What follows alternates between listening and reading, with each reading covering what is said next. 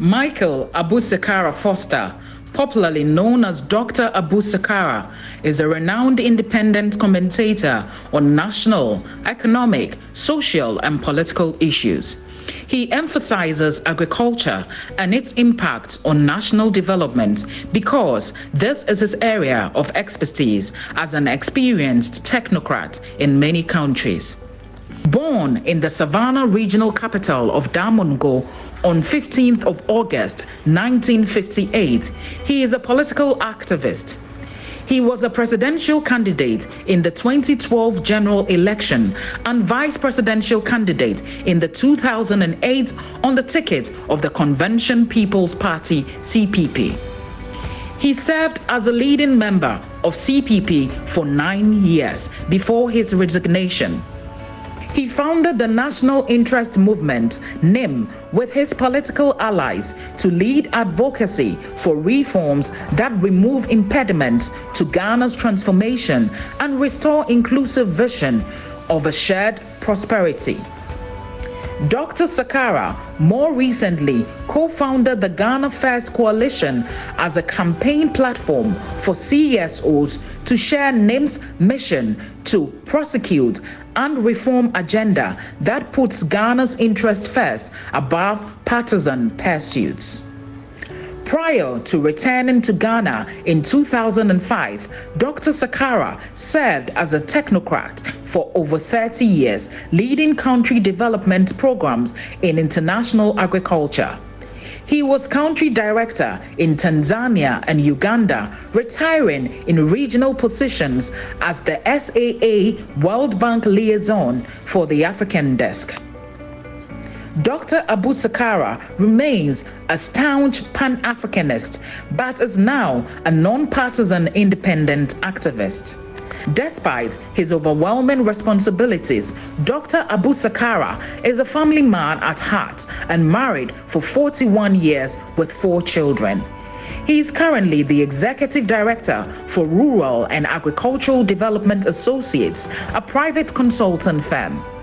This illustrious entrepreneur and political enthusiast, Dr. AbuSakara Foster, is our big interview guest today. Stay tuned. The video has described him so well, Dr. AbuSakara Foster. And, you know, he actually was very, very popular some time ago because of his activeness in politics. But it looks like, you know, he's taken a step back from the CPP. And today he'll tell us everything. Good morning, Doc. Good morning. How are you today? By God's grace, I'm well. Thank you. And thank you so much for being here. Oh, it's my pleasure. I was having a conversation out there with, you know, my colleague Esiedua. We're wondering how you look so young after so many years, because you're still the same. Thank you very much. That's very complimentary. Thank you. Maybe I eat a lot of fruit. Oh, you do? So that's the secret, I guess. Well, all the greens you have to eat. Nice. I think I'm going to do that because I want to remain 25 years forever. Oh, but I like fufu too. That makes 2 of us, though. Now, Dr. Sakara, you know, you've been away from active politics for a while now. What took you away? Well, I wouldn't say I've been away from active politics. I've been away from partisan politics. Okay. We've been very active in the non-partisan political agenda. The number of people basically trying to understand our political system as we have it now, the direction we've been going in since the Fourth Republic, the impediments and challenges we've had, and what are the best ways of removing those impediments by innovating in our own system.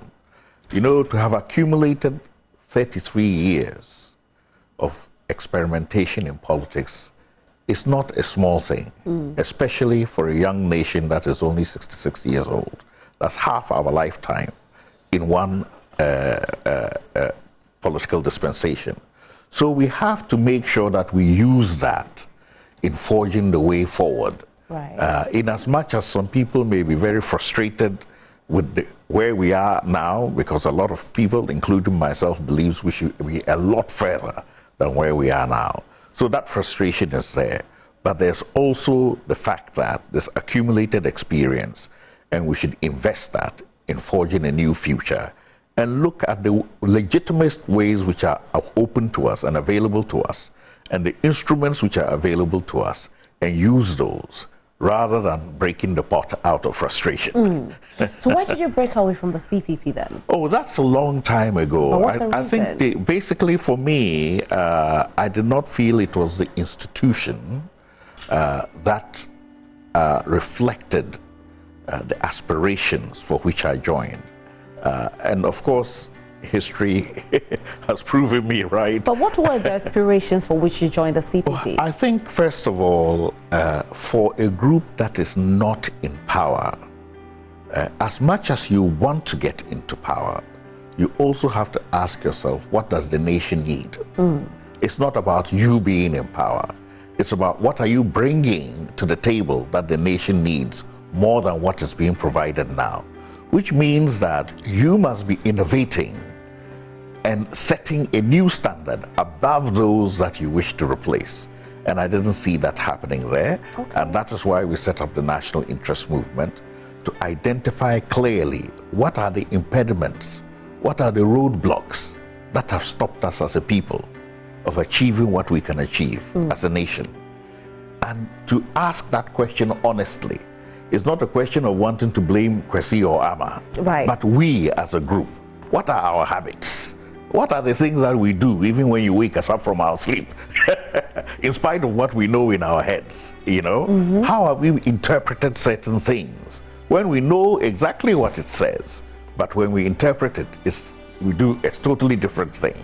So these are the questions that we've asked, because some of the behavior that we see are not just a question of individual people's characters, but a reflection of the whole society, in the sense that we are pursuing a democratic process for a 21st century republic when we have emerged after independence from a medieval society without going through the transformation that an industrial society necessarily brings about. And an industrial society is not just about the economy. It's about changes in behavior within the society. One of the biggest impacts that an industrial society has on people is that it makes time the master. That is why you see the same Ghanaians who are always late here. As soon as they arrive in England, oh, quick, they're on the bus, they're to work on time. Because the system there is working, has eliminated all those people who are always late. Are you with me? So we ought to put the structures in place, yes, to make sure that, you know, our systems work. Exactly. So it is a systems issue. In as much as individuals will play an important role, we also, as we are wanting to change and move the process forward, evolve our democracy forward, we have to be concerned primarily about the system. Because if you get the system to a stage where you're comfortable doing the things that are not right and punish people for doing the things that are right, then of course you make the wrong thing normal. And therefore you don't expect anything else but business as usual. Right. Now let's talk a little bit about who Dr. AbuSakara Foster really is, a young man born in Damongo. Tell us your background. Oh, well, I would say that I've been very lucky in my life. I was born into a family that I would not say we were privileged, but we were not disadvantaged. In terms of the traditional system, my mother came from a ruling clan. My father is also from a noble house in the Damongo Kekulasi area. He was a district commissioner. So during that period, they were supposed to be the enlightened people of the society. And he in particular was, even though he's my father, I would say I admire him tremendously, and he's made me proud all my life. Because anybody I meet who knows him always tells me about him. So, because he was a very decent man, very honest man, very nationalistic, very patriotic. And I think that rubbed up on us. But he had a penchant for education. He was very serious about his children being properly educated. So he was not so concerned about materialism, but he was very serious about education. And I think that rubbed off on a whole bunch of us. And as we grew up in life, we began to understand the things that are really important and it shaped us. His friends who were evangelists in his area at the time, they came to basically proselytize Christianity. And you know, Gonjas were largely a Muslim people. You know where Larbanga Mosque is, and that's where Gonjas are. You know, so at that time, it was not such a welcoming environment. So they did not find it very easy. But being a very open-minded person, he made it possible for them to go into the hinterland and administer to people who did not have our kind of religion. And it has had a big impact on that community. Right. And because of that, they developed a very close friendship. So much that they offered him scholarships for 2 of his children to go to England and study when they went back there. And I was one of the beneficiaries of those scholarships, along with my cousin. Okay. Yes. So we spent, I think, from 12 years spent in England. Finished my education there in the first degree. I went to Nigeria for a 1-year period at the International Institute of Tropical Agriculture. That was when I really got into agriculture. Right. Because I had done the sciences, so I could go into many fields, but I didn't really have a clear idea what I wanted to do. But I liked Reading University campus because it's a very beautiful campus.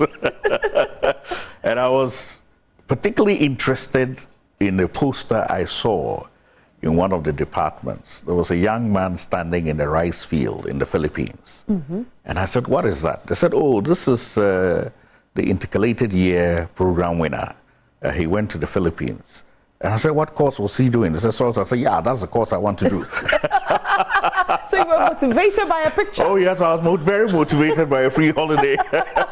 Well, adventure. Right. Adventure. But to cut the long story short, I won the award for the university for that year. So I was able to go anywhere I wanted in the world for 1 year. So I chose to go to Nigeria. All right.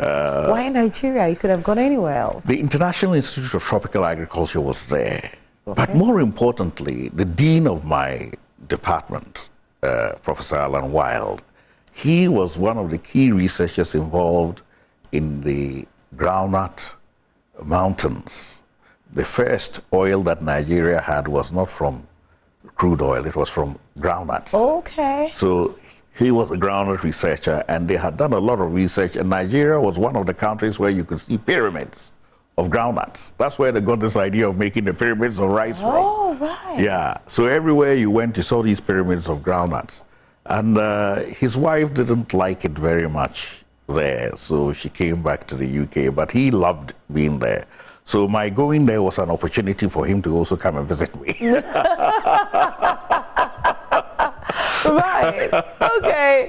I mean, you have quite an interesting story, I must say, because the kind of things that influence our decision making is quite strange, isn't it? Absolutely. So then, what actually also influenced your decision into going into politics then? Oh, that was much later. I think throughout my career, I mean, when I came back from Nigeria, I finished my degree, I did my MSc, then I went to Mexico, which was the other institute dealing with maize and wheat improvement. And it was there that I met Dr. Norman Borlaug, who was the Nobel Peace Laureate for Agriculture. And he encouraged me to go into international agricultural development. But he was very clear to me that agriculture is the closest thing you do in politics without being in politics. Because you're dealing with people and money. And food. People and money and food. People, money and food. Which was more of an interest, money or which one? Well, at that time, I was consumed with the technology part of it. Okay. Because I was a trained scientist, and you always like to improve things and do big things, etc., and make a name and doing something different. So at that time, I was more involved in that. But he wanted me to wrap my mind around the fact that, look, you may have a PhD, but that is not the most important thing in the world. How you use it in relation to people, food, and money is what makes the difference. So he told me when I first got my job, I got involved in international agricultural development very early. From there, he told me that, okay, when you finish, we want to post you to Africa. And that I was very young. How old? I was 27. Oh. And most of the people who get posted are in their mid-30s. So they felt that, I needed to be under safe environment. But he told me, look, I want you to know one thing. He said, as you are going to your posting, you see, bear in mind that you're going to work with a lot of people who are farmers. And it is true. Most of them may not have gone to school. Some of them may be illiterate, but don't look down on them. Mm-hmm. They are very intelligent, because even though they haven't gone to school, I have worked for 40 years in agriculture, and I never met a farmer who didn't know how to count money. You see? So I got it from him that at the end of the day, whatever you do in agriculture, it boils down to money. If the farmer counts the money and he sees that things don't match up, then whatever you're trying to get him to do, he will not do it. But if he's making money, he will keep on doing it. Right. And so your love for agriculture grew. Oh, yes. But did you also experience the money in that sector? I think that I saw how technology in agriculture can make money for people. And I was very enthused by it. It gave me a lot of feeling. I mean, I spent time in Zambia. I was stationed there for 4 years. And we were doing a technology transfer program where we looked at the research that was available, how you get it into farms, and how you get the environment, the system to support that continued utilization of the technology to make money for farmers and enhance rural development. So I could see that the technology side of it was not the problem. Okay. Because from the technology side, you can make things happen. But the issue was, how does that interface with the infrastructure? How does that interface with cost of capital? How does that interface with the markets? And then the habits of the peoples themselves. Those are the bigger challenges. And that is why we keep failing in our agriculture, because we think it's about the technology, but it is not. It is about these other intangibles, that will make the technology blossom. If you go and light a fire in the bush and the grass is wet, it's not going to go anywhere. But if you've waited and the grass is dry and you light the fire, it will flare up. So that is how technology is. If you put it in an environment which is conducive and it enhances its utilization, and there's incentives for the people who are going to utilize it, it blows up. And so I came to learn very early on in my life that really, yes, the science is important, but it's not everything. It's not. And that the people aspects of it is very important. It's more, and the policy aspect of it is more important. And that's where you then begin getting into politics. Okay. But of course, as an international civil servant, I didn't do politics. My main job was to advise and promote and manage the programs in such a way that they will have the biggest impact. And this we did in Tanzania, Uganda, and other places. You came into politics. You still came into politics. Yeah, I'd worked for about almost 25 years, because I started very early. So when I was getting to 25, I was in my early 50s. And because I'd lived in so many different countries with a growing family who were now grown up and were going to university, I decided that it would be time to spend the rest of my time here in Ghana. First of all, to get my own roots back. Secondly, to see how we can contribute to the system. And my mind actually was not directly on partisan politics. I was more interested in the agribusiness sector. But one day I was in my office, and one of my colleagues who I'd worked with in Zambia, he was a serious Nkrumahist and Pan-Africanist. Of course, we all are. My background was that. So he said to me, I'm going to a meeting. I said, what's the meeting about? He said, we are going to see how we can revamp the CPP, where the Ways and Means Committee. I said, good luck. He said, what do you mean good luck? I came to call you. I said, why? You know that I'm still an international civil servant, so I can't get involved in any politics. He says, but you're here now, you're almost retired. Why? Come along. I said, no. He said, look, you people, you're the Dada bees. Your fathers were the people who enjoyed under Nkrumah, so get up and let's go. So I said, okay, let me just go as an observer and see what I can do to help. So that was how the whole thing began, and one thing led to another.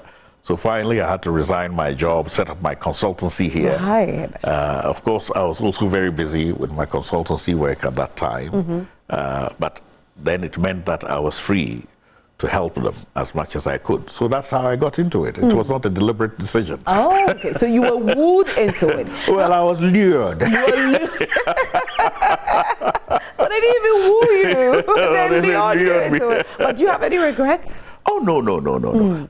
At all, because for me it was nothing really strange, as I explained to you. When you were joining the CPP, did you ever think that the CPP could come back to power at that time? Oh, at that time, we felt the group of people there were capable of doing it. I mean, we had very well-established people in their careers, in the ways of life that they were living, etc. They were there. And also at that time, the remnants of the old CPP, which was really the PNP and the Liman, were still there. So it was like a bridge, to carry on in a new generation. But of course, making a transition is always a difficult process, because there's some people who like to keep things as they are. They don't feel comfortable in what is new. And there's some people who don't understand that you need to create something new to address a society that is not the same as we were at independence. Looking at the current state of the CPP, do you think the CPP can ever... No, I don't. Once I... You didn't even let me land. No, once I resigned, I don't discuss them in that context anymore. No more. Leave them to solve their own problems. I have my business, which I need to get on with, which is the national interest movement, to do what I would have done there. Right. But also to do it with a broader scope. Because one of the things that we know has happened in this country is that partisan politics has divided the society and polarized the society. So we need to create a new paradigm where we can reach across and bring our best people to build a different kind of political mindset, a consensus mindset, instead of an adversarial winner-takes-all mindset. Right now, we have become specialists in adversarial winner-takes-all at the national level. So much that we even do it within our parties. Now, talking about that, talking about doing it within the party, let me bring you to the recent, conversation that everybody's having about Honorable Alan Kojo things and, complaints about what happened during the Superdelegates Conference and his reason for withdrawing from the race. You said that it happens even within the political space. Internal politics, which is actually a big concern. Now, we have these things happening. When you heard about his withdrawal, what did you think about it? Well, I think first of all, it's more the circumstances that have led to that, which are not unique to the NPP. But in this particular instance, when contrasted with the other political parties, it's the only incidence where it has happened. I mean, we all just saw the recently concluded elections in the NDC. And you can say that, okay, they lived up to their democratic credentials. Money is always an issue, but it did not go stretch to the point of violence. And political violence should never be tolerated. Political intimidation should never be tolerated. And I felt disappointed that that was the case, because I thought that, for a long time, we always saw the NPP as the champion of democracy, because where we were coming from, don't forget, was a military government, and it took a lot of effort to bring it from that period to a civilian dispensation, and the NPP played a big role in that. So you would have expected that internally they would be the champions of that, and not go back to the things that we used to see in national elections that used to happen before. So it's a bit of a disappointment, but also I feel that, generally speaking, we've got to the stage now where our vaunted democracy and democratic credentials are on the line. We must show not only to ourselves and to the world, but to ourselves here in Ghana, that those credentials are genuine. And they begin from inside your own house. If you cannot practice democracy in your own house, you certainly cannot practice it at the national level. But do you think it was a step in the right direction for him to have withdrawn from the race? Well, I don't want to be an analyst of his,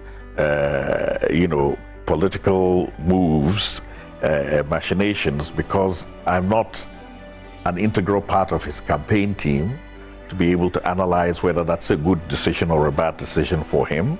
I'm only speaking to the issues that led to that, because those are national issues that concern all of us, even though they're happening within one group. Yeah. Tomorrow it could be with another group. And the thing is, it cannot happen within a group and stay there. It will come to national level as well. So we have to be concerned about those things and demand that, people practice what they preach. Now, the second thing which I wanted to say is that in respect of the dynamics of the situation, it leaves the door open,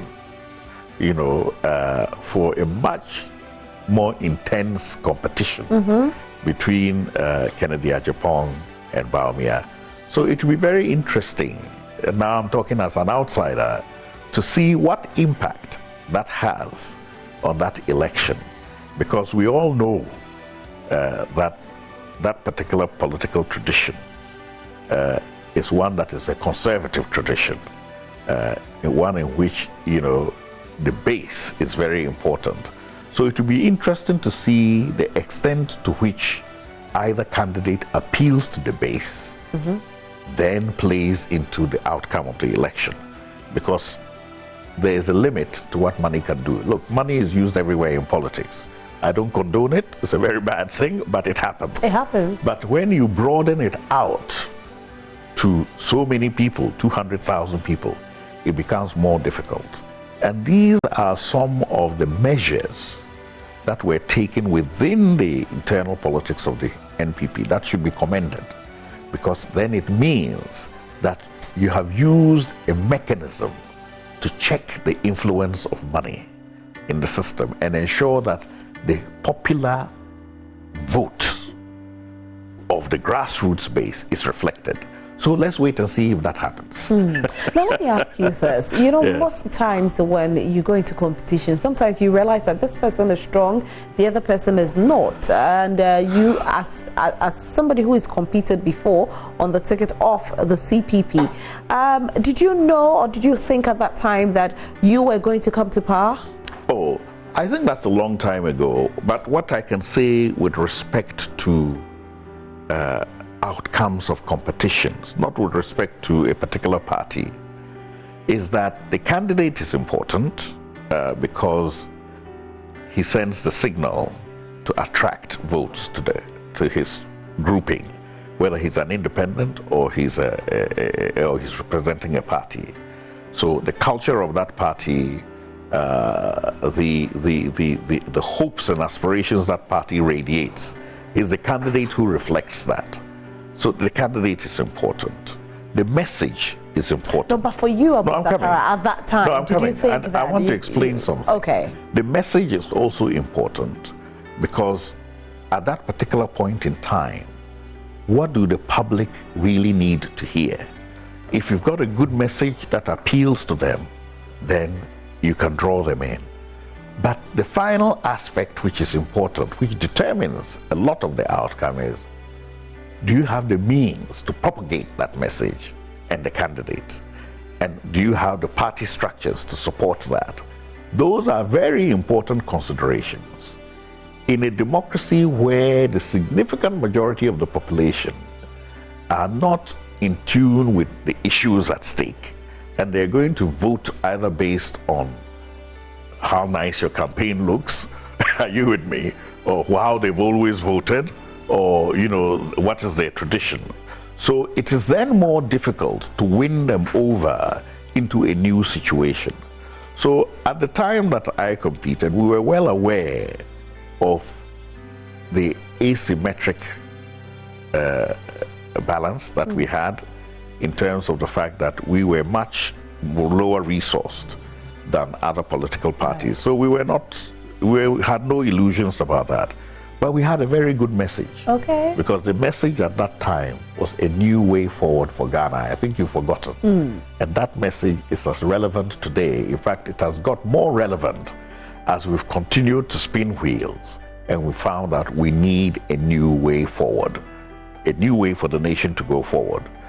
We've gone as far as we can, but we need a new way for the nation to go to the next level. And also we need to do it by consensus. Yeah, we need a group, whether you win or you don't. If you win, get everybody on board. It's not a matter of, oh, we didn't see you during the campaign. It's me and my friends. Me and my friend. You know, so at that time, yeah, you knew that the asymmetric system wasn't going to work in your favor. Yeah. So you knew some way, somehow, that you were not going to win the elections. Oh, yes. But we also knew that if we prepared the way and the message took ground and we worked assiduously at it over consecutive elections, not only will it gain power and we increase in our operational capacity, but also the conditions change. Okay. And more people get frustrated with what they have and begin to shift over. So that is why I keep telling people that if people had understood that, are you with me? That it was a long-term goal, long-term goal, and right? played the game, then probably they would have been in power by now. But you see, the problem we have is instant gratification. People get into politics, they want instant gratification. They don't have a long-term vision of where they want to go. All this is that I want that position, I want that power, you know? And that doesn't work. You have to have a long-term goal, and you have to have a mechanism and a strategy by which you can work at it slowly. And, you know, Rome was not built in a day. Even if you want to remove a mountain, you remove it wheelbarrow by wheelbarrow. Right. Now, people are of the opinion, again, I keep saying people because I get to talk to a lot of people out there. Now, they feel that we've had these two big forces for a long time now, and of course, we need a third force. So do you think Ghana will see a third force anytime soon that could probably kick these two political parties out? Well, you see, the first thing is that I know people are asking for it. A lot of people even call me and say, where are you? Why aren't you standing? You know? But the fact of the matter is that you have to have a strategy and a plan, and you have to pursue it in a way that responds to what the country needs now. It's not just about having another group in power. Right. If you have another group in power that are the same as the other two, what difference does it make? So what are they bringing to the table that is going to make the difference? So they must come with some ideas. And that's why we set about having the reform and restoration agenda within the message of the national interest movement, and which we have now broadcast to other CSOs. You find that if you go to other people, you see this, basically the same thing. And that means that it has penetrated. So now we have to all get together and use that as a way of building and paving the way for the future. And where we start is the legislature. Because at the end of the day, there are 275 parliamentary seats. There's only one presidential seat. The amount of money it takes to win a parliamentary seat and effort is much less than the effort it takes to win a presidential slot.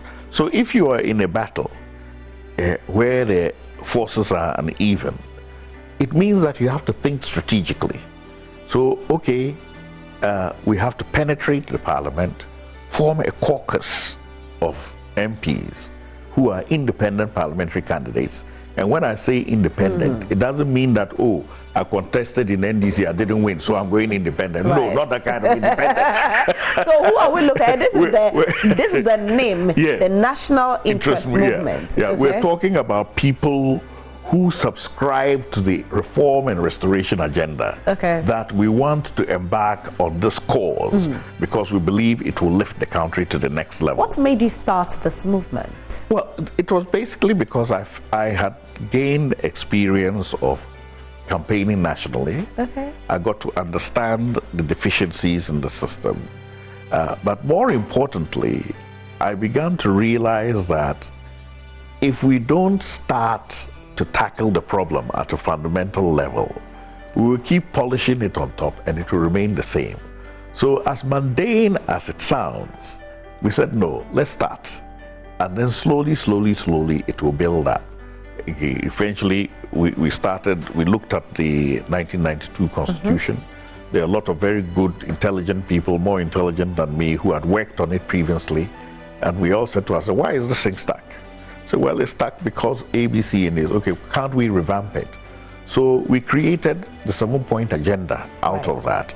Now, it doesn't mean that it's only those things. What it means is that there are a lot of things in there, but let's tackle these 7 because it will have a pervasive impact. It will have a broad impact on the system. So who is the leader of this group? The leader of the National Interest. Oh, I have provided that, but there are other leaders as well. So will you go on the ballot sheet, you know? Oh, no, we are not that kind of organization where we go on the ballot sheet. Because what we are promoting is for independent candidates, self-made people who are at that stage of their lives where they can afford to make that sacrifice, to contest certain key seats that we've examined very carefully, which are more vulnerable. All right, so some of them will definitely go on the ballot sheet one day.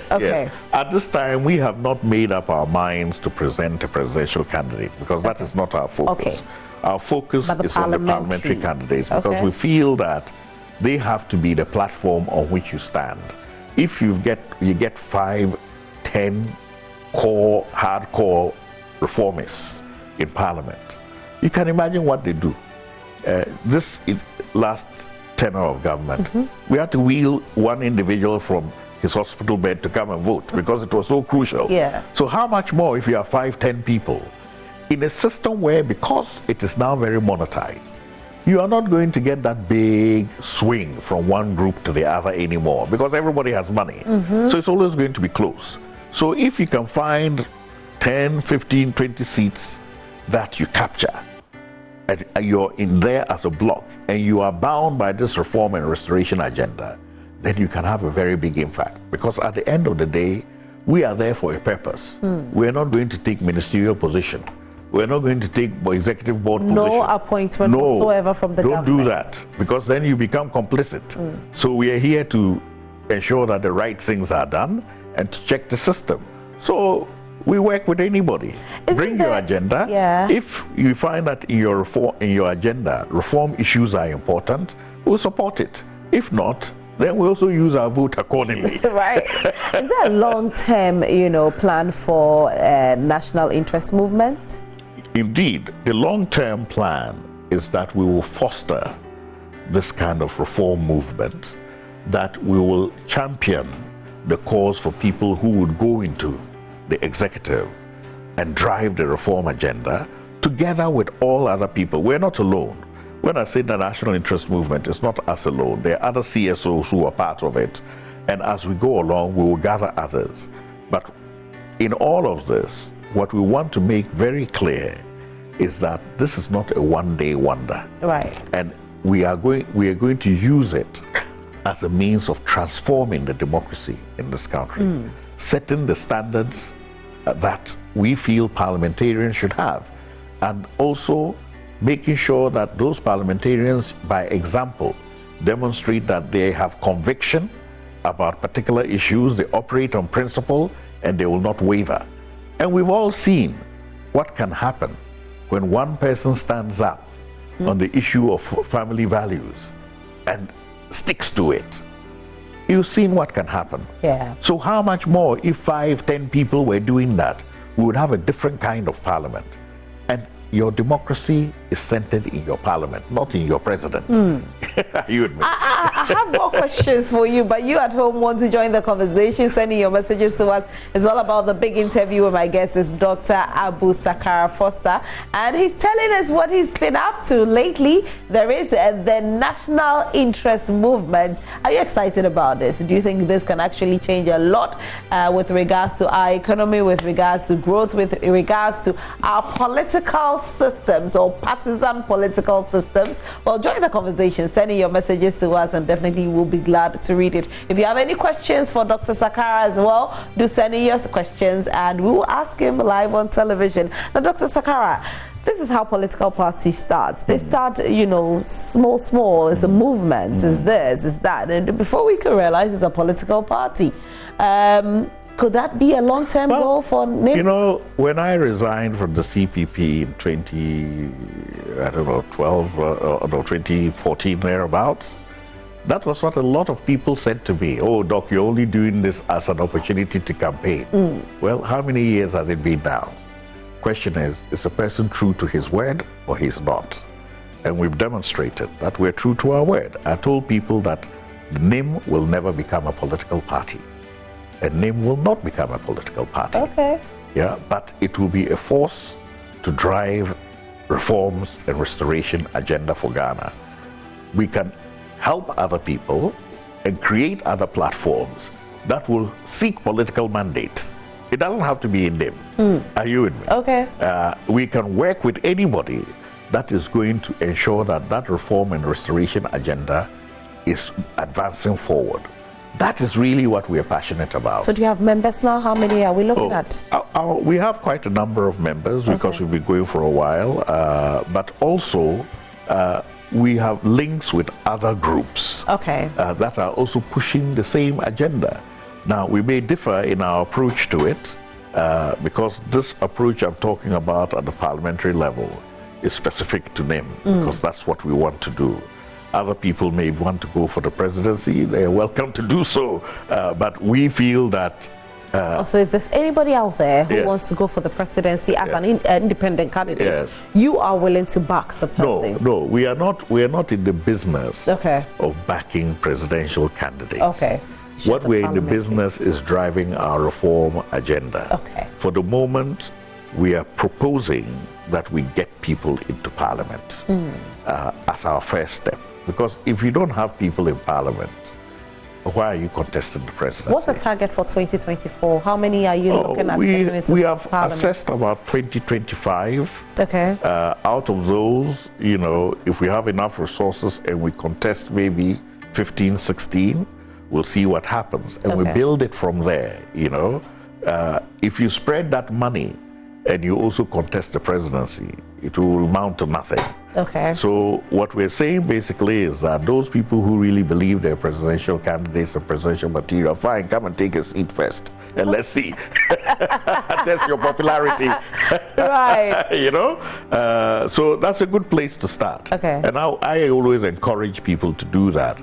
I myself once registered to contest on a parliamentary seat. Oh, really? Yes, that year I contested on the presidential. I was supposed to contest on the parliamentary seat. Are you ever going to do that in 2020? Oh, I think I've now gone past that stage because young people are now there and I don't want to deny them. I like that. You know? But, and also I see how some of them are working and I think that they should be encouraged. And also I feel that at this stage, what the country needs most is how to fathom a way out of where we are now. And I feel that I can make a bigger contribution to that and find the ways and means.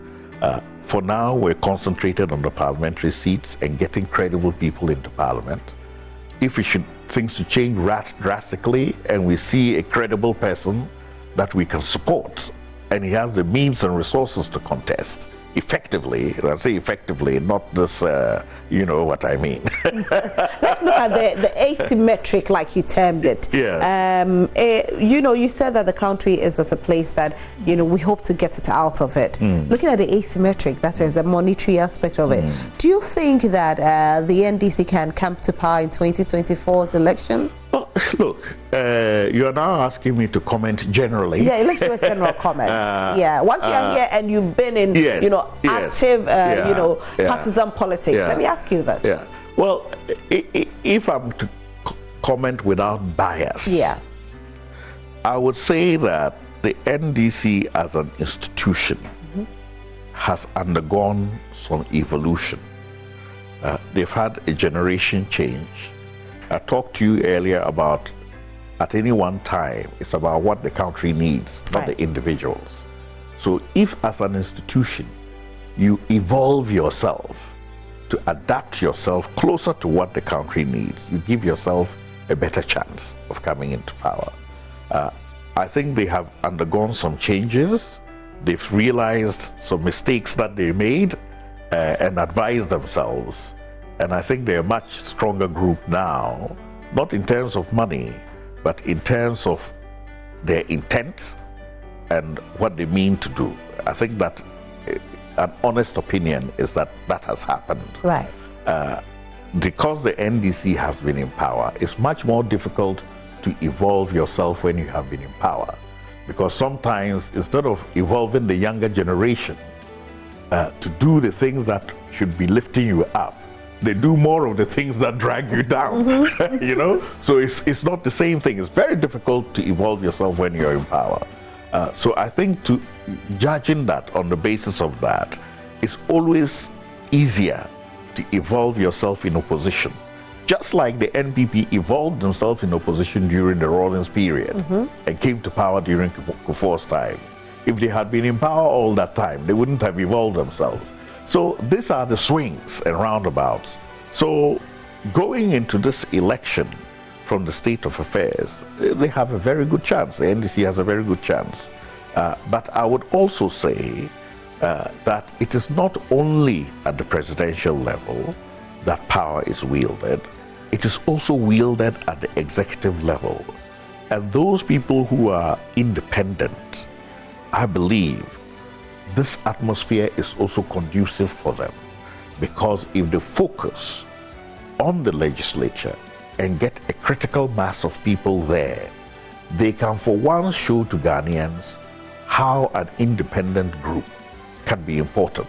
You see, in Ghana, when we talk about independent group, we always think about independent candidate as a label. We don't think about it that these are a group of people who have an independent mind. No matter what you do to them, they have an independent mind and they have another way of seeing where we should go. That is very important to a society because it makes the society keep evolving. But if you say, oh, we should all be classed A or B, then we only have the option of A or B. And then if A and B are not evolving, we stay where we are. So it's very important to encourage the evolution and the participation of that independent group. And I would say that for a fledgling democracy like ours, and sometimes we're a bit arrogant and we say we're the most stable democracy in Africa. We forget. No, we are not as stable as we are. 60 years, is nothing in the life of a nation. And 30 years of continuous democracy is not much in the world. Other people have been that for ages and they're still making mistakes. So we need to create the room. And I would say that before we get into the stage where, according to the religious law, the two-party state stabilizes itself and entraps all the bad things and they compete at that level, we should create room for independent candidates to evolve.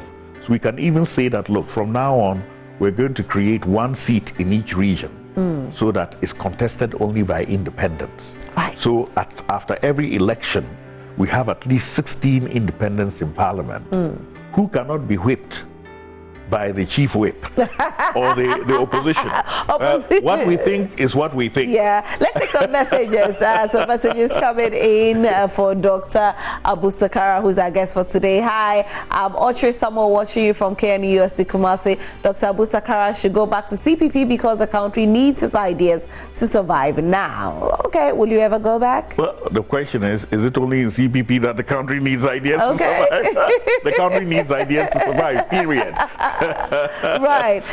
What if any other political party invites you to be a part of them? Let's say maybe the MPP or the NDC invites you that they need your ideas on board. Well, first of all, I have never made it clear or stated that I won't work with any government. Okay. As somebody who has worked in different countries with governments that in countries which I don't even belong to, I'm always open to work constructively. Okay. In a focused way to achieve clear objectives with any government. Right. You know, but I'm not willing to be part of your politics. You know, I will. So you will work with the I'll government, support you to achieve clear do objectives. Politics. Okay. You know, that is what I've always said. Okay. In addition to that, we also believe if we ever get to that stage where an independent group is strong enough to put up a presidential candidate, that presidential candidate should be willing to work with everybody from the CPP, NDC, MPP, because they won't have a majority in parliament. But they can co-opt the best people into the executive so that they can run a good government. Okay. Yeah. Good morning, my madam. I extend my greetings to Doctor. This is Idrisu Mohammed from Paris. Okay, I can't pronounce it. Along Nanton Road. In fact, I'm really enjoying your show. It's really a good show. Thank you so much. I like the way Doctor is proceeding with confidence. He must be a good leader if he has had the opportunity to rule our motherland, Ghana. We are learning a lot from this show. We can't thank Doctor. May God bless him and fulfill his dreams by Idrisu Mohammed. Okay. Okay. Third Northern Region. I'd like to speak with Doctor personally if I had the opportunity to. I hope and pray he will to get his contact to me through my personal contact. So he's added his contact as well. Noted. We'll try and give your contact to Doc. And Doc, you know, in Ghana here, when the current administration was, you know, taking over power from the NDC, they did promise planting for food and jobs. And you are very strong in agriculture. Do you think this planting for food and jobs has worked?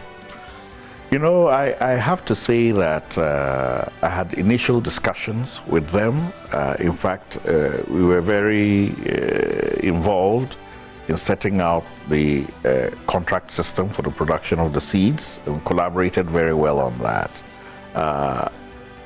But at the end of the day, the impact that it initially had, I felt was diluted by broadening it too much to go into other areas where the resources did not accompany it. You know, when it's the temptation always to spread things too thin and too wide because of the political attribution that one seeks.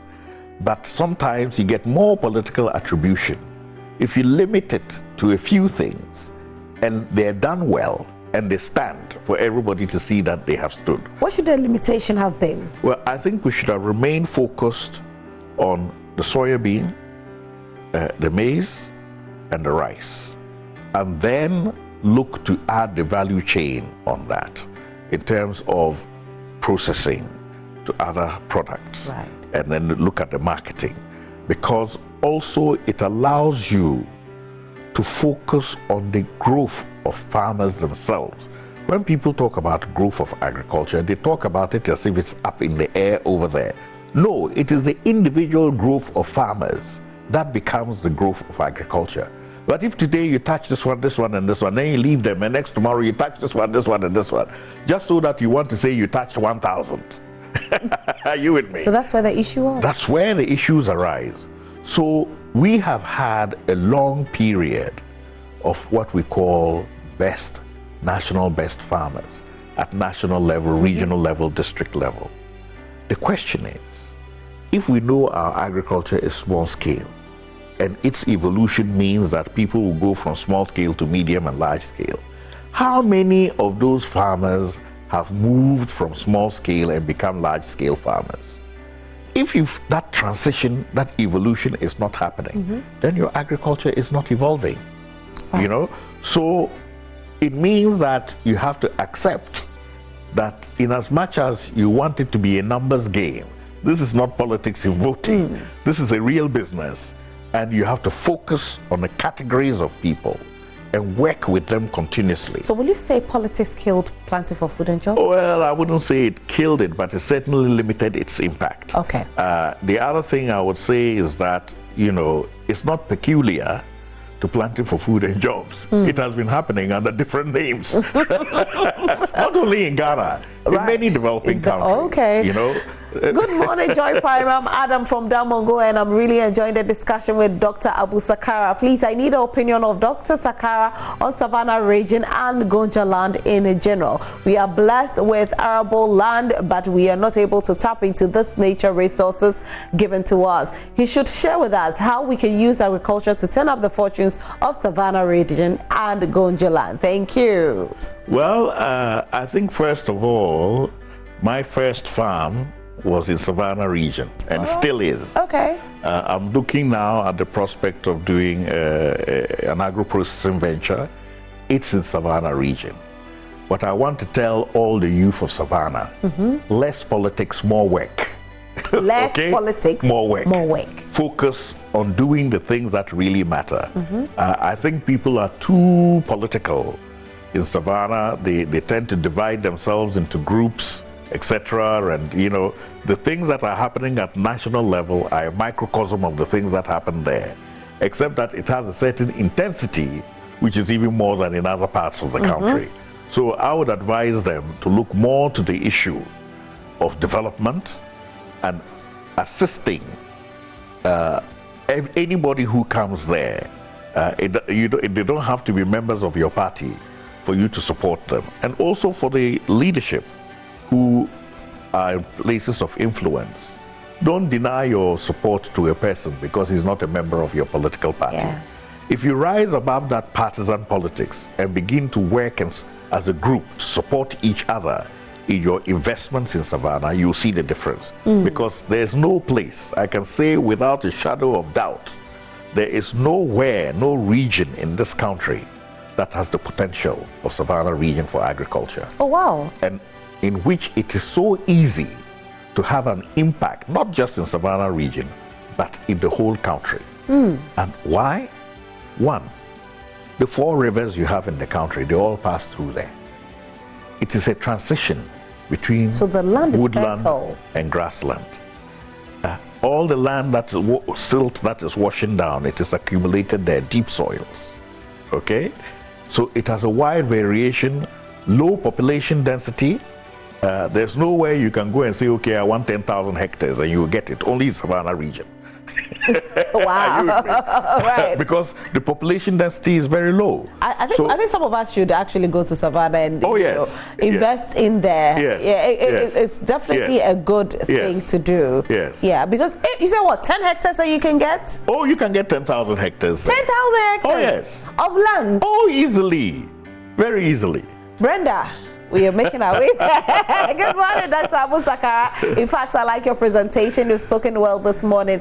Keep it up. K from Pong. Okay, thank you so much, K from Pong. I'm Derek Ganyo Bruce, and a student of University of Ghana. Please, I like the idea of Mr. Sakara, but how will we who want to be part join, and what are the procedures we need to follow to be a part of it? Also, will the long-term project be beneficial to our country? Well, I think if you go to www.nimghana.org, NIM, N-I-M. NIM, nationalinterestmovement.org, right, you will get access to a lot of the publications that we've made. We have a People's Charter, we have the strategy, we have other documents there, the 7-point agenda, the petition. All those documents are on the website. And then you can get a contact where you can join one of the many WhatsApp groups that we have. So once you're on those WhatsApp groups, you'll be talking to all other kinds of people, and also the platform for the executives will put out information on the general platforms as to what we are doing and who can join whatever activities are going on. Of course, some of the strategic plans that we have are limited. We don't put it on the broad platform. But as of now, what we're doing is we've done the search of all the constituencies.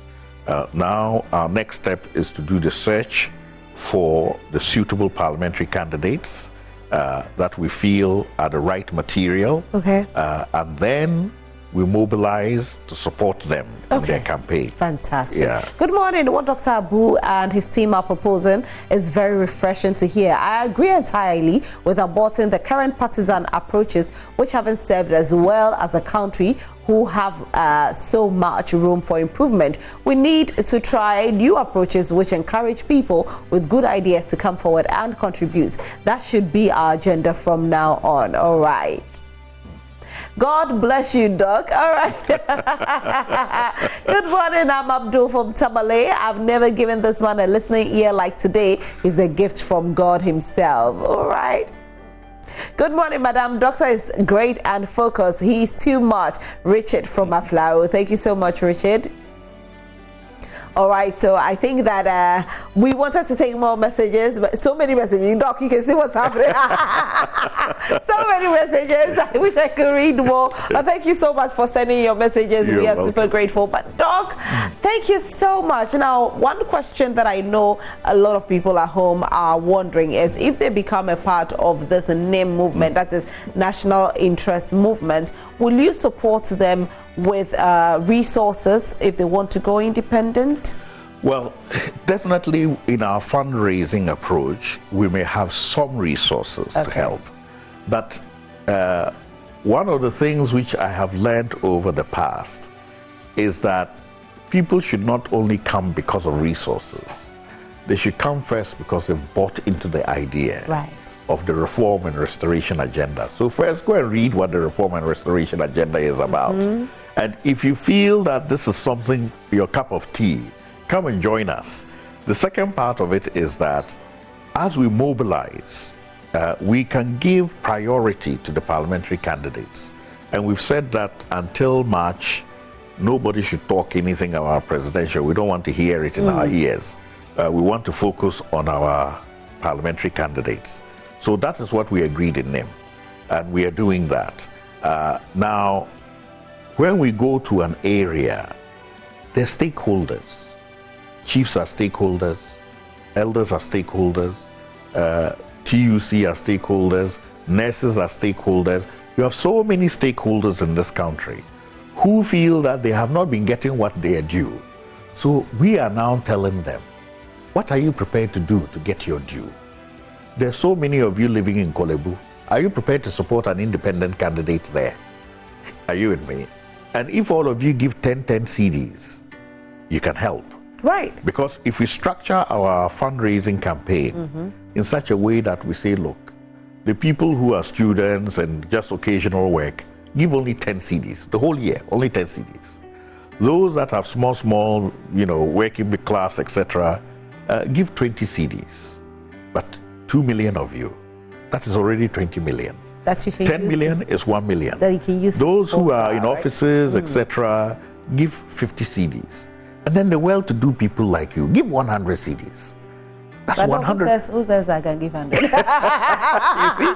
Because there are 22 million voters in this country. We want only 5 million of them. Right. If 1 million, give 10. 2 million, give 20. Another 1 million, give 50. Another 1 million, give 100. We have 200 million.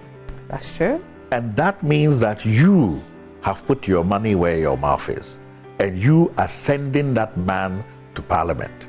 He's not riding in the palanquin of a party where he's going to serve the party interests first. No, you sent him there to serve your interests first. Right. That is the kind of evolution we want to see. And it will happen, Dr. AbuSakara. Inshallah, Thank you so much for being here today. We are super grateful that he could make it. There's this message. Kwesi Lyrical says, good work, you guys are making our morning a real one. Thank you so much, Kwesi Lyrical. Thank you. You are a big fan. We are super grateful. Dr. AbuSakara, thank you so much for this movement. Definitely is going to change our face of politics right here in Ghana. We are super grateful that you can make it today. Thank you. Right. I really appreciate You're most your time. welcome. Thank you very much.